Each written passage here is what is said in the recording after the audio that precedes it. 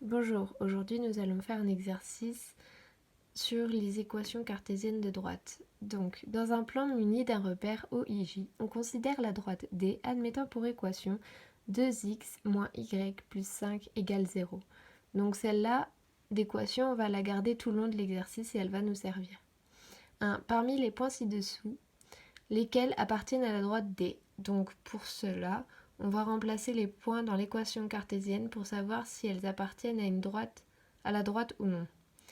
2. Déterminer les coordonnées du point D appartenant à la droite D, ayant pour abscisse 2. Donc il faudra remplacer dans l'équation cartésienne pour obtenir du coup l'ordonnée du point. 3. Déterminer les coordonnées du point E appartenant à la droite D, ayant pour ordonnée moins 1 demi. Donc là, on va chercher l'abscisse, donc comme le deuxième, mais cette fois-ci, c'est pour l'abscisse.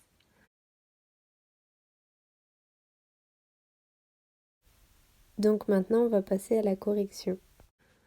Donc, pour ça, on va d'abord faire le 1.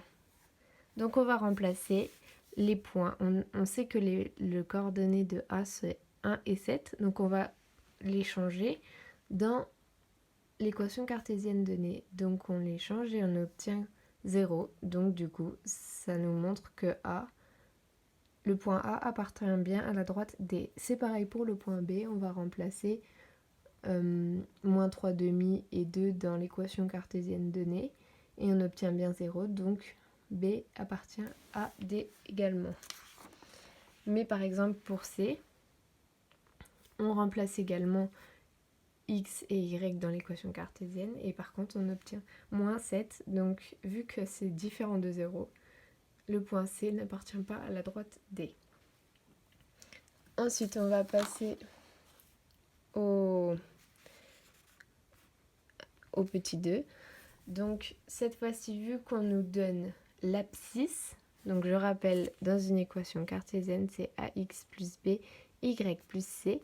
Donc on va nous donner le x, donc on va remplacer et on va chercher du coup le y et on obtient 9 en calculant. Donc on sait les coordonnées du point D, 2 et 9. Et le 2 était déjà donné. Et pour le 3, donc petit 3, on cherche l'abscisse, donc inversement au premier. Cette fois-ci, on cherche le x et pas le y, vu que le y est donné, donc qui se retrouve ici.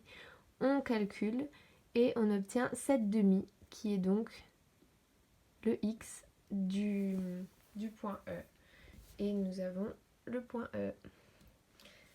Donc voilà pour cet exercice.